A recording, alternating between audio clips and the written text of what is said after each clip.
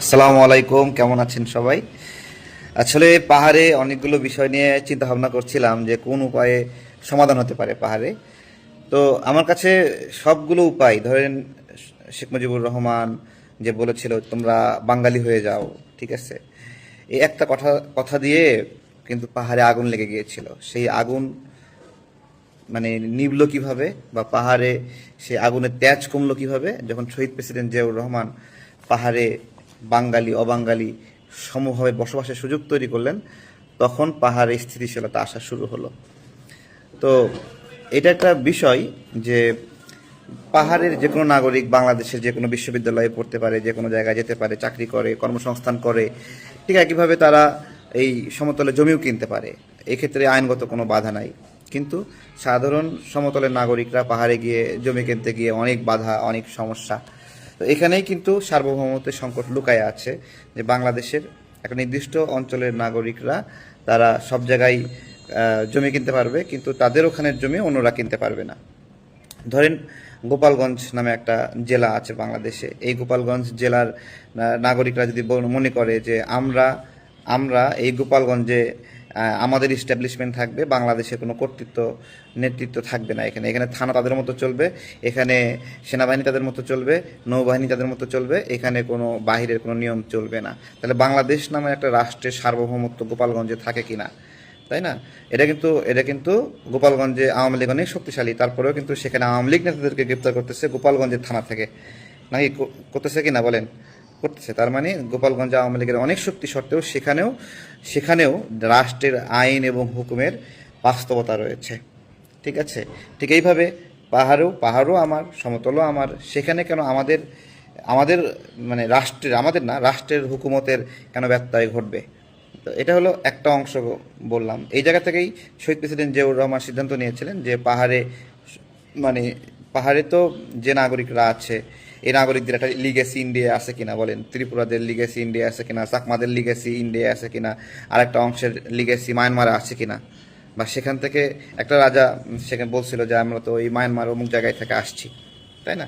তো আমি বলতেছি না যে এই স্বাধীন বাংলাদেশে এমনটা হতে পারে যে এই ভূখণ্ডে আপনারা কিছুটা সময় আগে আসছিলেন, কিন্তু যেহেতু পুরো বাংলাদেশ মিলে একটা রাষ্ট্র, ঠিক আছে, সেই রাষ্ট্রের ব্যবস্থাপনায় এই ভূখণ্ড সবার জন্যই তার নিজস্ব ভূখণ্ড। আপনার জন্য যেরকম আমার জন্য সেই একই ভূখণ্ড। এই জায়গা থেকেই শহীদ প্রেসিডেন্ট জিয়াউর রহমান যদি ওই সময় বাঙালিদেরকে পাহাড়ে বসবাসের ব্যবস্থা না করতেন, তাহলে এতদিন পাহাড় বাংলাদেশের কোনো অংশ থাকতো বলে আমার মনে হয় না। এটাকে বাংলাদেশের রাজনীতি যারা করে, সেটা জামাত করতে পারে, বিএনপি করতে পারে, আওয়ামী লীগ করতে পারে।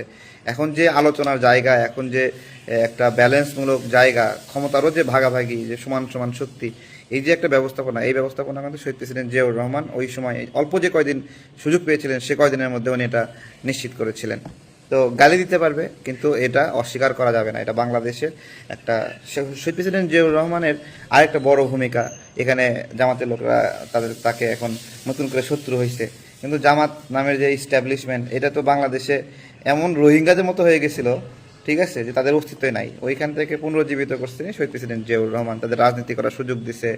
হ্যাঁ, তাদেরকে মানে আলাদা একটা বিষয় বন্দোবস্ত সেখানে। তো এটা একটি বিষয়। আবার আবার আওয়ামী লীগেরও সুক্রিয়া আদায় করা উচিত।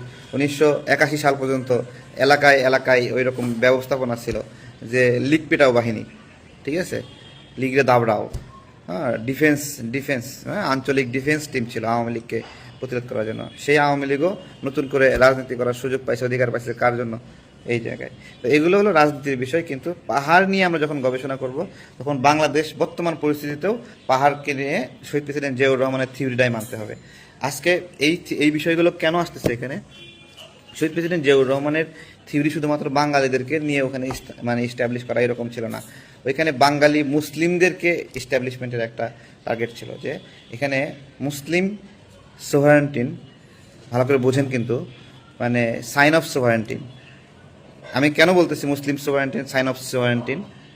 ধরেন আপনার হলো এই আমরা বয়কট ইন্ডিয়া আন্দোলন করার সময় আমাদের অনেক হিন্দু ভাই বলছে যে ওরা বয়কট করবে আর আমরা সারা বছরে যা লাগবে ইন্ডিয়া থেকে কিনে নিয়ে আসবো, বলছে তো কিছু মানুষ। তাহলে সকল হিন্দু না, অন্তত ওই হিন্দু যে এটা বলছে যে সারা বছরের সকল বাজার ভারত থেকে করে নিয়ে আসবে, যদি আমরা ভারতীয় পণ্য বয়কট করি তাহলে সে ভারতকে ধারণ করে, বাংলাদেশকে ধারণ করে না। আর এই আমাদের এই ভূখণ্ডের যে যাত্রা শুরু হয়েছিল এটা হলো মুসলিম টেরিটরি হিসেবে। মুসলিম টেরিটরি বলতে এই উপমহাদেশে ভারত নামের যে অঞ্চল বা ইন্ডিয়া নামের যে অঞ্চল, সেই অঞ্চল বা সেই অংশটুকু দুটো সাইনে ডিভাইড করা হলো, একটা হলো হিন্দুত্ব আর একটা হলো মুসলিমত্ব, তাই না?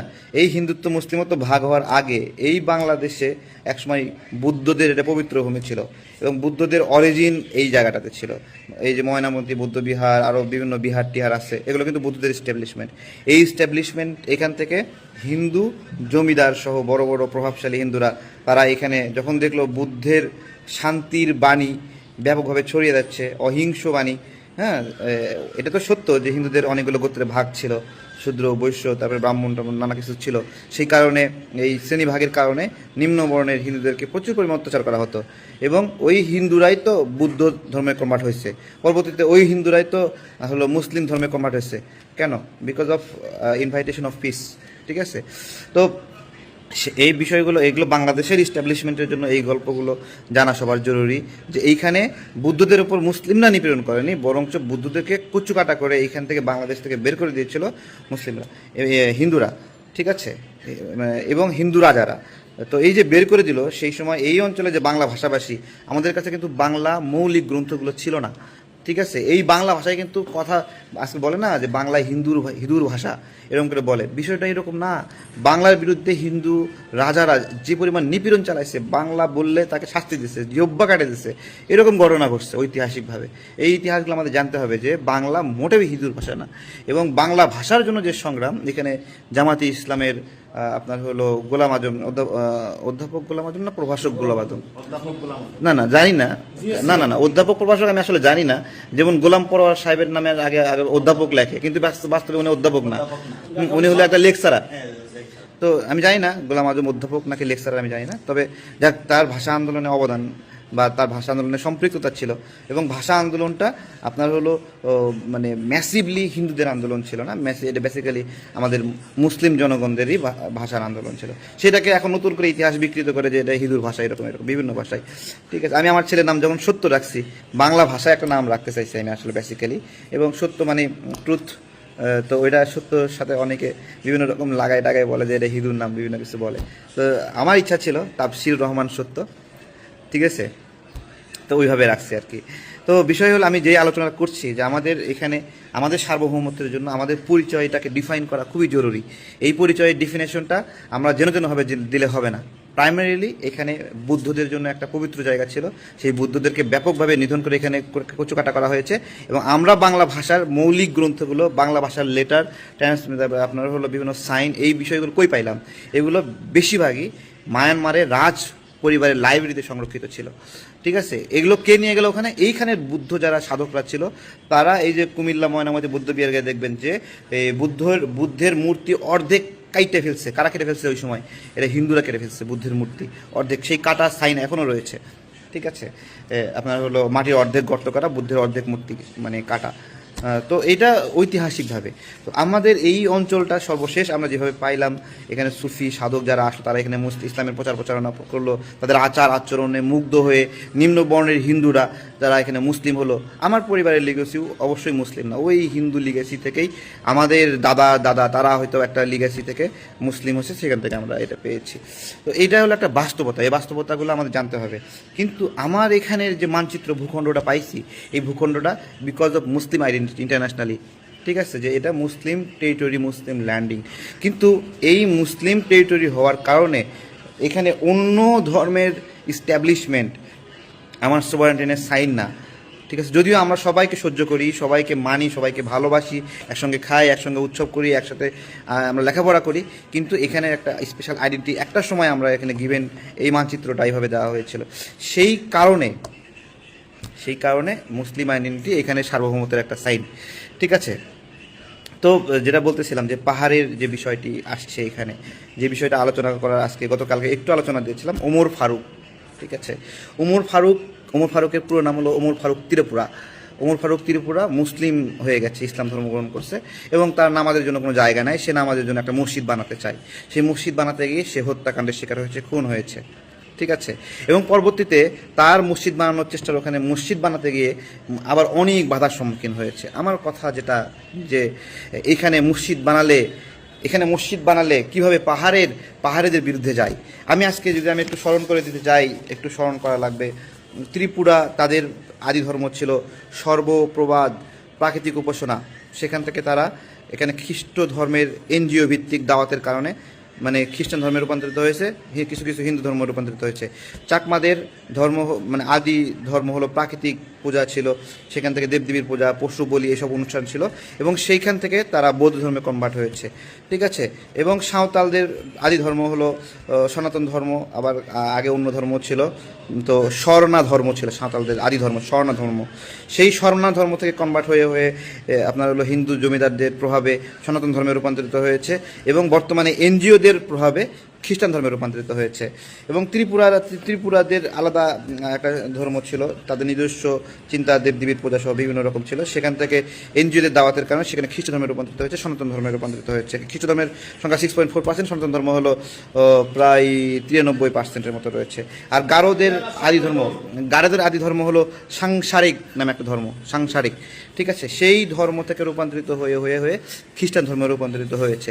আমার যেই জায়গায় ব্যাখ্যা এবং হলো প্রশ্ন যে এই পাহাড়ে যদি এরকম হতো যে আপনার হলো এই ত্রিপুরা তাদের আদি ধর্ম ত্রিপুরাতেই আছে, চাকমারা তাদের আদি ধর্ম চাকমা সেই ধর্মে আছে, গারোরা যদি তাদের আদি ধর্ম সাংসারিকে থাকতো, সাঁওতালরা তাদের আদি ধর্ম স্বর্ণতে থাকতো, তাহলে একটা কথা ছিল যে কোনো ধর্মের প্রসারণা এখানে হচ্ছে না। কিন্তু এখানে আপনি হিন্দুত্ববাদের প্রচার করতে পারবেন, খ্রিস্টান ধর্মের এনজিওরা তাদের কাজ করবে, চার্চ বানাবে, সব ধরনের মানে আয়োজন আলোচনা করবে, বৌদ্ধ ধর্মের সব প্রচার চলবে, শুধুমাত্র মসজিদ বানাতে পারবেন না। মসজিদ বানালে আমাদের বাম সংগঠনের নেতারা তারা লম্বা করে লেখালেখি করবে এবং বলবে যে এখানে পাহাড়ের সার্বভৌমত্ব নষ্ট হচ্ছে, পাহাড়ের সক্রিয়তা নষ্ট হচ্ছে। পাহাড়ের সক্রিয়তা কি খ্রিস্ট ধর্ম?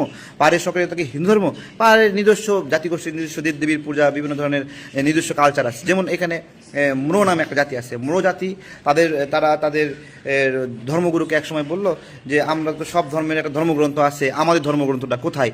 তখন বলতে ঠিক আছে, আমি সাধনা ধ্যান আরাধনা করে স্রষ্টার কাছ থেকে ধর্মগ্রন্থ নিয়ে যাব। উনি দীর্ঘদিনের জন্য গায়েব হয়ে গেলেন, তারপরে ধ্যান করে উনি স্রষ্টার কাছ থেকে ধর্মগ্রন্থ পেলেন। সেই ধর্মগ্রন্থটা ছিল হলো কলাপাতায় লেখা। উনি নিয়ে আসতেছেন, আসার পথে গরু খেয়ে ফেলেছে সেই কলাপাতা খেয়ে ফেলেছে। উনি বলতেছে গরু তো কলাপাতা লেখা সৃষ্টিকর্তার আদেশ খেয়ে ফেলেছে। তখন ম্রো ধর্মের যারা অনুসারী তারা কি করলো, ওই গরুকে ধরে খোঁচায় মারলো এবং তার মাংস পুড়ায় খেলো। এই পর থেকে তাদের হলো গো ধর্ম উৎসব। আমাদের কাছে আপনার কাছে এটা হাস্যকর হতে পারে, বাট এটা তার ধর্ম, তার আদি ধর্ম, সেটা তারা এটা পালন করে এইভাবে। সেই ধর্মের লোকদেরকে আজকে কনভার্ট করা হচ্ছে খ্রিস্টানে, কনভার্ট করা হচ্ছে অন্য ধর্মে। সেগুলো হতে পারবেন, বাট ওখানে ইসলামের দাওয়াত কেউ দিতে পারবেন না। ইসলামের দাওয়াত দিলে এটা পাহাড়ের সার্বভৌমত্বের হলো সংকট তৈরি হয়। এইখানেই পাহাড়ে সার্বভৌমত্বের সংকট লুকায় আছে, প্রকৃত সার্বভৌমত্বের সংকট লুকায় আছে। যতদিন না পর্যন্ত এই অঞ্চল যেই নামে এই অঞ্চল সৃষ্টি হয়েছে, যে এটা হলো মুসলিম টেরিটরি, সেই নামের ইস্টাবলিশমেন্টের পূর্ণতা না পাওয়া পর্যন্ত এই অঞ্চলের সার্বভৌমত্ব ওদিক থেকে ইন্ডিয়া থেকে ষড়যন্ত্র করবে, মায়ানমার থেকে ষড়যন্ত্র করবে, মিশনারিগুলো আছে তারা ষড়যন্ত্র করবে। এই ষড়যন্ত্রের মধ্যে আজকে আমার পাহাড়ের দোদুল্যমান অবস্থা। আর এখন তো আছে আল্লাহর রহমতে আমাদের এনজিও সরকার আছে, তারা এনজিওকে খুবই করে। অলরেডি বিভিন্ন পত্র পত্রিকায় লেখনী গবেষণা বিভিন্ন জায়গায় তারা লিখে দিচ্ছে এরা হলো আদিবাসী। এখন চাকমারা তাদের নাম পরিচয় সব বাদ দিয়ে বলতেছে আমি আদিবাসী। এখন মারমারা বলতেছে আমিও আদিবাসী, সাঁওতালরা বলতেছে আমিও আদিবাসী। এখন মোড়ো তারা বলতেছে আদিবাসী, যে চায়না থেকে আসছে সেও বলতেছে আমি এখানে আদিবাসী, যে মায়ানমার থেকে আসছে সেও বলতেছে, যে ওই আগরতলা থেকে আসছে সেও বলতেছে আদিবাসী। এখন আমরা হলো পরবাসী। এই যদি অবস্থা, এই যদি বন্দোবস্ত হয়, এটা যদি সরকারের পক্ষ থেকে যদি এই ধরনের ষড়যন্ত্র করা হয়, তাহলে আমরা এখানে কিভাবে টিকে থাকবো বলেন? এই কথাগুলো বললে মাইন্ড করবে সরকারের পক্ষ থেকে, আমাদের সমস্যা হবে। অলরেডি আমরা অনেক সমস্যায় আছি, আমাদের দলের পক্ষ থেকে বিভিন্ন ধরনের পেরেশানি করতেছে, নিবন্ধনের ক্ষেত্রে নানা ধরনের সরকারের একটু সমালোচনা করি, সেই কারণে এই ধরনের সমস্যাগুলো সৃষ্টি করতেছে। কিন্তু আমাদের কথা হলো স্ট্রেট কাট, আমাদের যা হয় না হোক এই সত্য কথাগুলো আমরা বলতে চাই যে এখানে ওমর ফারুক যে কারণে মারা গেছে সেই কারণটা খুঁজতে হবে। এটাই আমার পাহাড়ের অস্তিত্বের সংকট। এই কারণটা যদি খুঁজতে না পারেন তাহলে আপনি পাহাড়ে কোনো সময় শাসন রাখতে পারবেন না। আমরা তো চাই যে পাহাড়ের মানুষগুলো সমতলে আসবে, পাহাড়ের মানুষগুলো এখানে চাকরি বাকরি করবে, ঘর বাড়ি বানাবে, আমরা পাহাড়ে যাব, পাহাড় থেকে আসবে, এই যে একটা ব্যালেন্স। আরে ভাই, পাহাড়ে যে ধান উৎপাদন হয় সেই ধান দিয়ে পাহাড় সারা বছর চলতে পারবে? একটা বলেন, পাহাড়ে যে আলু উৎপাদন হয় সে আলু দিয়ে পাহাড় সারা বছর চলতে পারবে? বলেন, পাহাড়ে যে মুরগি আছে ওই বন মুরগি এই ধনুক দিয়ে মাইরে মাইরে মাইরে মাইরে মুরগি সব খাই ফেলাবেন এক সময়। সেই আপনাদের এখানে যে মুরগি উৎপাদন হয় সেই মুরগি দিয়ে আপনারা চলতে পারবেন? বলেন, পাহাড়ে যে গম উৎপাদন হয় সেই গম দিয়ে সারা বছর চলতে পারবেন? বলেন, আবার পাহাড়ে যে আনারস উৎপাদন হয় ওই আনারস সব আপনারা খাইতে পারবেন? পাহাড়ে যে তেঁতুল উৎপাদন হয় ওই তেঁতুল সব আপনারা খাইতে পারবেন? পাহাড় সমতল সব কিছু মিলেই তো আমরা এই বাংলাদেশ, আমরা এই বাংলাদেশের সন্তান, আমরা এই বাংলাদেশের ভূমিপুত্র, সবাই মিলেই আমরা তো বলি নাই যে আপনারা এই দেশ থেকে চলে যান, আপনারা মায়ানমারে চলে যান, আপনারা চায়না থেকে চলে যান, আপনারা মঙ্গোলিয়া থেকে আসছেন, মঙ্গোলিয়া আপনার সাথে আমার চেহারা মেলে না, আপনি তো তাহলে বাংলাদেশের। আমরা তো এগুলো বলি নাই, আমরা তো শান্তিপূর্ণভাবে থাকতে চাই। এই বিষয়গুলো অনুধাবন করতে হবে। আজকে পাহাড় সচল সমতলের অর্থনীতি দিয়ে, পাহাড় থেকে সমতলে আসে না, সমতল থেকে পাহাড়ে যায়। আপনারা গণেন কতগুলো পূর্ণ ট্রাক পাহাড়ে যায় আর কতগুলো ফাঁকা ট্রাক পাহাড় থেকে ফিরে আসে। বলেন, এই অর্থনীতিগুলো এই যে ট্রাকটা গেল, এক ট্রাক খাবার গেল আপনার ওখানে, এই যে সেই খাবারটা সেই পণ্যটা আপনি কিনতেছেন, সেই টাকা আপনি কি ওখানে বানাচ্ছেন, নাকি সমতলের কেউ গিয়ে ওখানে হানিমুন করতে গেছে সেই টাকাটা আপনারা পেয়েছেন? এই ব্যাখ্যাগুলো আপনাদেরকে তো জানতে হবে, এই ব্যাখ্যাগুলো দিতে হবে। আমার সাথে আপনার রাজনৈতিক বিরোধ থাকতে পারে, মতবিরোধ থাকতে পারে, কিন্তু সার্বভৌমত্বের সংকটের যে কেন্দ্রবিন্দু, আজকে পাহাড়ে বিদেশিরা আনাগোনা বেড়ে গেছে, এখানে আমেরিকার আনাগোনা বেড়ে গেছে। আমার ফায়ার সার্ভিসের মানুষদেরকে আমেরিকা সেনাবাহিনী এসে শিখায়, তাই না? তা ওরা কক্সবাজার শিখায় কেন? ডাইরেক্ট এখানে ঢাকায় আসতে পারে না? ফায়ার সার্ভিস হেড অফিসে এসে শিখাবে, কক্সবাজারে কাম কি? এই বিষয়গুলো আমাদের সার্বভৌমত্বের জন্য দুশ্চিন্তার কারণ না? এগুলো বললে অনেকে মাইন্ড করে, অনেকে বলে ঠিক আছে, যাই হোক, মাইন্ড করেন যেই করেন। আমাদের পাহাড়ে আমাদের কোনো, আমরা এই পুরাটা লাইনে কোনো ত্রিপুরাকে গালি দিইনি, চাকমাকে গালি দিইনি, সাঁওতালকে গালি দিইনি, কাউকে গালি দিইনি। আমরা কাউকে গালি দিতে চাই না, কারো সমালোচনা করতে চাই না, শুধু ভালোবাসতে চাই, সবাই মিলে বসবাস করতে চাই, সবাই মিলে একটা বাংলাদেশ চাই। পাহাড়ের আমাদেরকে দরকার, আমাদের পাহাড়কে দরকার, ঠিক আছে, আমাদের দরকার। আমরা কখনো এটা বলি না যে ওইটা আপনাদের না, আমাদের, এটা আমাদের সবার। আমাদের মানে কি আপনি না? আমাদের মানে কি আমাদের বাহিরে কি আপনি? এটা বলবেন? তা তো না। আমরা সবাই মিলে পাহাড়, সবাই মিলে সমতল, সবাই মিলে এই বেশি সমতলে বগুড়ায় কত সাঁওতাল চাকমা, কত ত্রিপুরায় ইয়ে করতেছে। তাহলে এখানে আরও অনেকগুলো বিবাদ আছে। এই যে এক জায়গায় করা বিভিন্ন জাতিগোষ্ঠী আলাদাভাবে বাঙালিদের বিরুদ্ধে আলাদাভাবে একটা গোত্র হিসেবে দাঁড় করানো, তা এইটা আপনার হলো, এটা একটা সার্বভৌমত্বের হুমকি না? প্রতিপক্ষ বানাই দিচ্ছেন বাঙালি ভাইদেরকে, এটা একটা হুমকি না?